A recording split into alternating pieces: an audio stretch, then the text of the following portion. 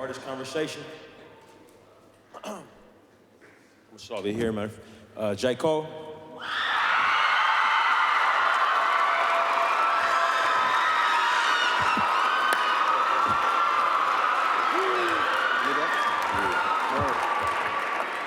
Whoa. Crazy. So, I never interviewed somebody before, bro. It's cool, man. We just gonna talk. It'll be easy. All right. So, as an artist, you know, I make movies. So I never seen. I'm young. I've never seen somebody take something that I made and rework it or reperform it, make it their own. And when we spoke, you said that you had never seen somebody perform your music live in front of you. So what that feel like just now? Nah, I got chills. First of all, we gotta give her a round of applause. She killed that. That was crazy.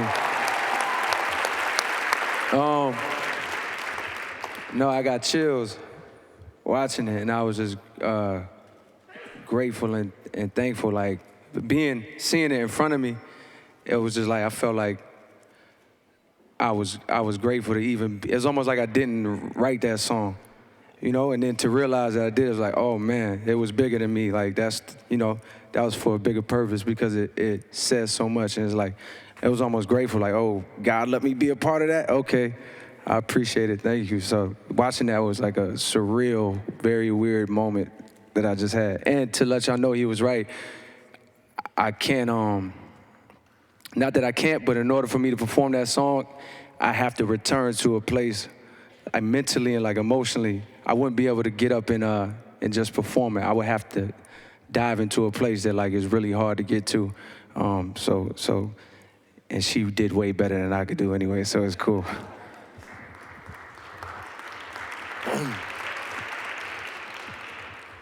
So, tell me about what it felt like to write that song. Just going back to that, because I made a film. I made a film that was based off of seeing video footage of somebody who looked like me being murdered from where I was from, and when you told me that you can't perform that song, I understand, because I can't watch that movie. I can't even hear it. Wow. You know what I mean? But tell me where your mind was at when you wrote it, and how it felt to get it out. And it's crazy. Even you saying that, the parallel between, obviously when the Oscar Grant thing happened, I saw the video too. This is before I was on with music, and I never forget that image. So when I heard about your film and I seen it, I just want to let you know, bro, and every time I see it, I break down crying like I can't control it. Like it's leaking. So you really did that man justice in his story, justice with a real classic that's going to, stand the test of time. So I got to commend you for that. But it's funny because that same level of like crying and like breaking down that I experienced just from watching your film is exactly what inspired the song in a sense. But it's gonna be a long story, but I feel like I gotta tell it because I feel like it's so relevant. I was in a place where I was working on an album, my last album that came out. I was in the middle of finishing it, so I was kind of in like an artistic. I separate myself. I don't really watch the news much. Not on like social media. I kind of detach myself and I just go in a mode where I got this message that I want to give and this story I want to tell, and I stay in that zone. So there have been stories, and I'm in New York at the time, and Eric Gardner's situation had happened, and around this time, a lot of things were happening, but to me it was like they're always happening, and I feel like with a lot of us it's like that. It's like. Especially a couple years ago, it's like, oh, these things are always happening. We become so numb to it. So it's to a place where it was like, I almost didn't even want to hear about it because it was like too real to handle. So the video was out of this man getting choked by police officers, and I just couldn't bring myself to watch it because I just didn't want to go to that place. And it's similar to like, being back home in Fayetteville or like anywhere, and like you hear about somebody you came up with or somebody that you don't know that's black, and young getting killed, and it's almost like we so used to it that it's just like we give it like, man, we give it that's messed up, that's crazy, they out here wilding, but do we really dive in and really understand how not normal that is, And I feel like I gave it the generic, like, man, that's messed up, cops always doing this, but I ain't allow myself to feel, because I wouldn't watch the video. Fast forward, the Mike Brown situation happens, and I just happened to catch it live, whether it be on social media or through the news, and I allowed myself to follow it. I'm looking at the stories of people that's there watching, talking about how this boy didn't do nothing, like they shot him while he was running away, then he was facing them, no gun, and they killed him. So I'm watching this, and I'm following everything, and I'm allowing myself to like put myself, not just hear about it, not just like say, oh, that's messed up, that, but to actually realize like, yo, I put myself in his shoes. He's me. Yeah, you lived through it. Yes, I allow myself to like put myself in his shoes and be in that moment where we all know, as young black men, we know that moment where you dealing with a police officer, just like Oscar Grant, where you dealing with a police officer who's on a power trip, and it's like, you could see from the mannerisms, it's like, oh, yo, this can go bad real quick. And you know that feeling. So I allow myself to, instead of like blocking it, I allow myself to feel that with the Mike Brown situation. And I got so scared and I got so mad.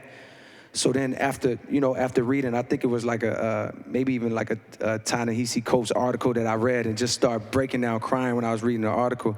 And actually the crying didn't start until I allowed myself to finally watch the Eric Gardner video.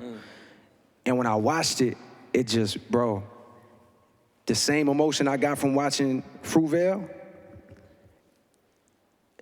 is the same emotion I felt in my apartment reading that article and allowing myself to feel. Right. And I just told myself, first of all, I allowed myself to feel that, cry for as long as I needed to cry, and then I told myself, I was like, you know what?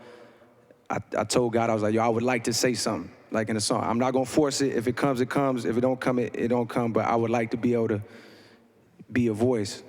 And lo and behold, that night I was working on something totally different, bro, like a whole nother song. And that it just happened organically. I know that's a long thing, but the reason why I say that, the reason why I say all of that is because I feel like the majority of people, at least that I know, and maybe the majority of us, we go through life numb like that. It's a forced numbness. Yes. Yeah, it's a forced numbness. Like we don't even want to hear it or deal with it. It's interesting, bro, because like listening to your music lately, and I think a lot of music that's coming from black males in our generation is we getting more comfortable showing the pain that we live with every day. You know what I mean? It's becoming more comfortable to speak out. I think that you are there, Kendrick's there. You know what I mean? Like a lot of folks who if you'd have run the clock back to the '90s, where it was tougher to express the fact that, I'm having a hard time dealing with this. All my friends is locked up or dead. Like I went through that with the premiere for Creed. I'm with my fiance in a hotel, and it's MGM and Warner Brothers are like, man, give us your guest list, whoever you want to come to see the movie. You know what I'm saying? Like, and I was putting it off. And they're like, hey, send us your guest list. You know what I mean? What the hell's going on with your guest list? And I sat down with her in a hotel, and she's like, all right, who you want to come to see the movie? And we start writing down names, and then I run out of names. Because all my partners I grew up with who wanted to see the movie, they gone. You know what I'm saying? That's crazy.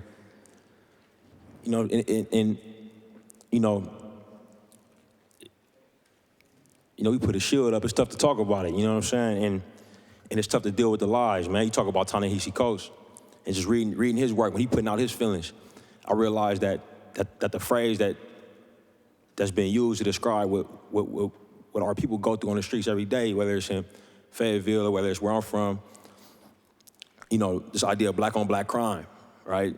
I realized from Ta-Nehisi Coates that it's a lie. You know what I'm saying? Like that term, that phrase shouldn't even be coming out of our mouths. You know what I'm saying? And it had been coming out of my mouth while I was on, you know what I mean? Right.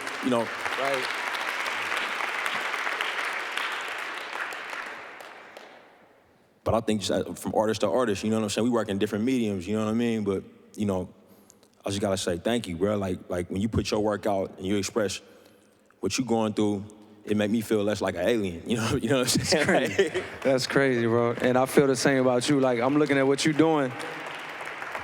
I mean, bro, from the moment I saw that movie, like, and then now to see what you're doing as you elevate and even take on bigger tasks, like, bro, you staying so true. It's so rare. I don't think it's ever happened, bro. Like, you got to think about it. First of all, you put together this. This is crazy. Bro. Nah, it's just it's a group of us, bro. It's a group. Yeah, it's a lot of us. Okay. It's a group, and much love to the group, but you asked me, you know what I mean?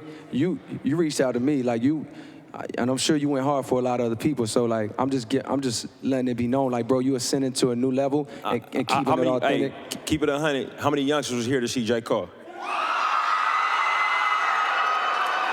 Hey, hold on, Mr. Belafonte said it, man. The movement was done by what? Teenagers, right? How many teenagers came because Cole was on the docket? So it ain't no me, bro. Like, it's us.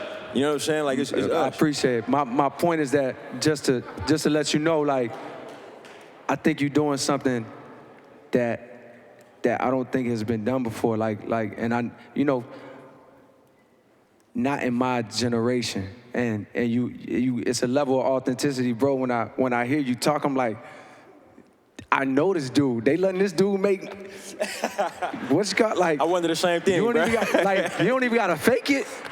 So, bro, I'm proud of you, and like. Likewise, bro. It's us, bro. That's crazy, bro. You're killing it. So how you doing for your flight? You good? Can you do one more question for you? Bro, I can do as many questions as you want. I'm straight Delta. Delta's not tripping. I'm good. How they getting married change you, bro? Oh, what is that, my man?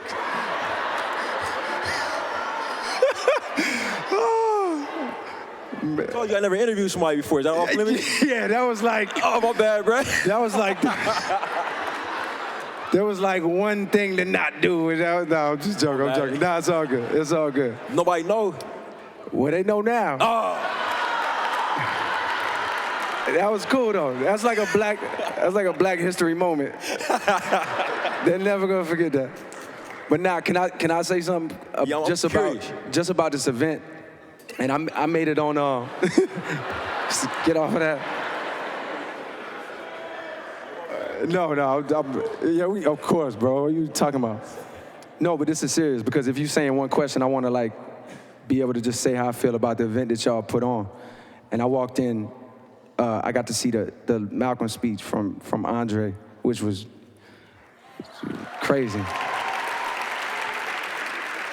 And to hear Mr. Belafonte speak and give his speech and like just to see the parallels. And I know that's why y'all put this on, was to like drive that message home, but it's crazy how those things are. I mean, it's inspiring, but it's also a little disheartening. It's a lot of things for me, but it's crazy how much of that stuff is still, all of it, is still so relevant, and I'm curious to know, and I would love to like talk about it.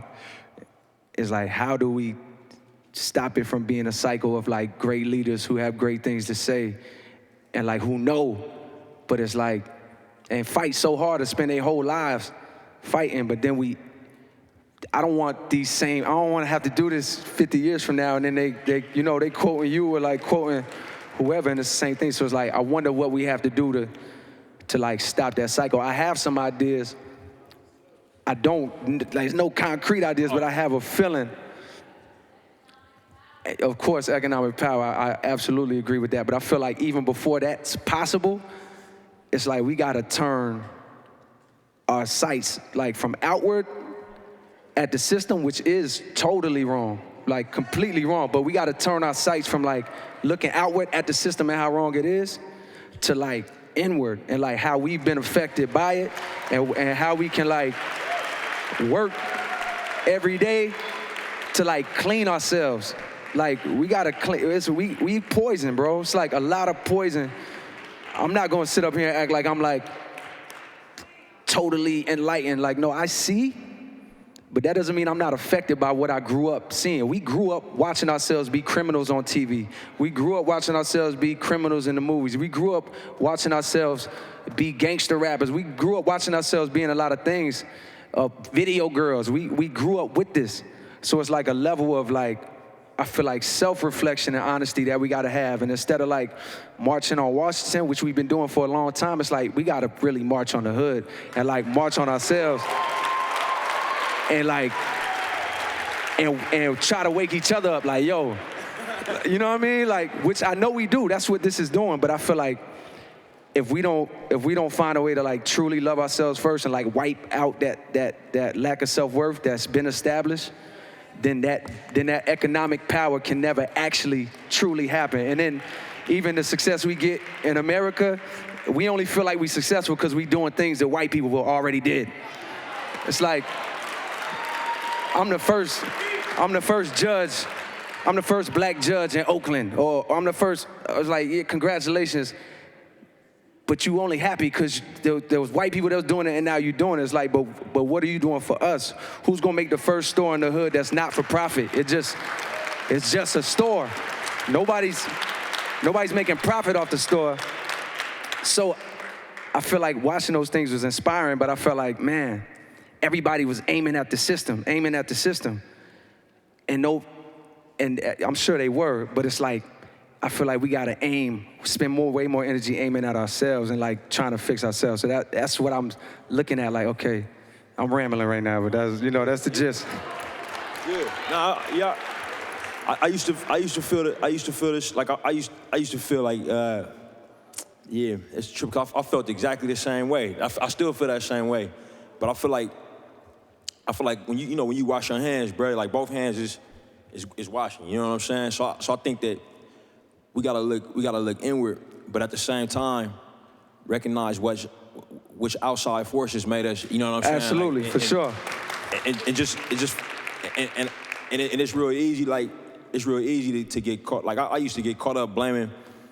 I used to blame like everything was like black on black crime. Like how can we be mad at police officers for shooting us if we shoot ourselves? Right? You hear this a lot, and a lot of times when you go to somebody else outside of the community and you say, hey, these people who we pay our tax dollars to fund their bullets and they change and they come in here and they kill our kids for no reason. And they say, hey, but you don't say nothing when all of the black kids is killing kids. You know what I mean? That's kind of like a trump card. That's the worst. That I used to use, a trump card that I used to take and accept. You know what I'm saying? I used to be like, oh man, you're right.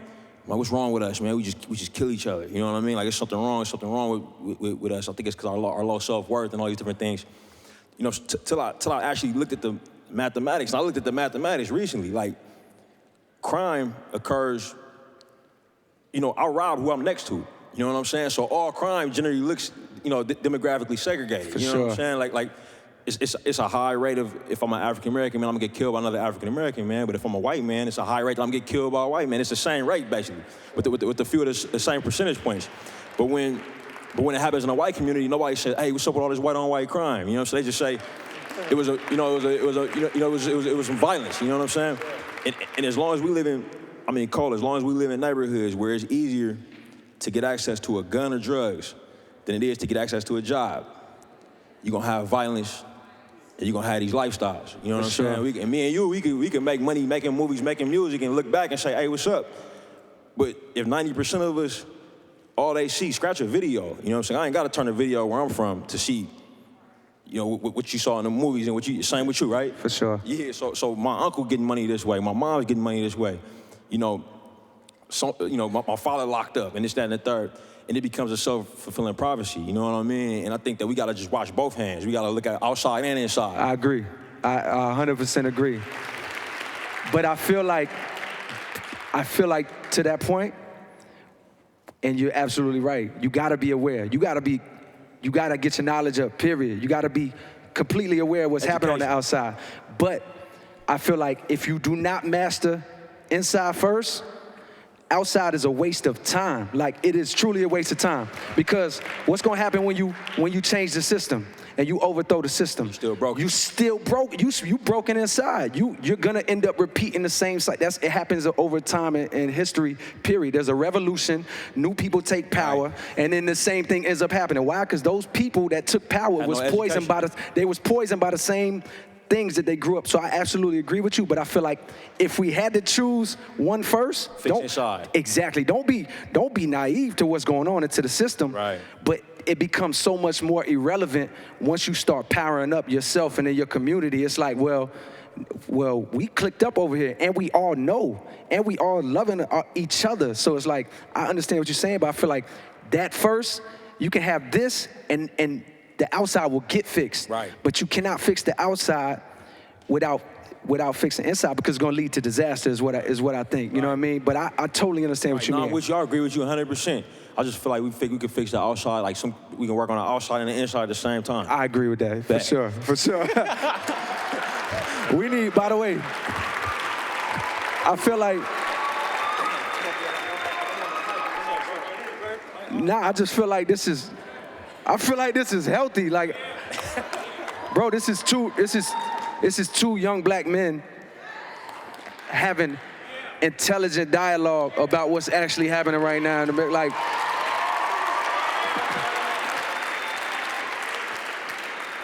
I'm gonna say thank you for including me with this, bro. Thank you. And like, this is an honor to just be here, bro. Nah, for real, thank you, bro. For real. It's good, man. We are part of the same body. Bro, my hand don't wake up and thank the other hand.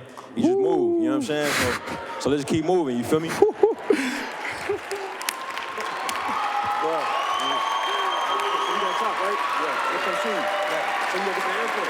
on your flight. My bad about the light, bro.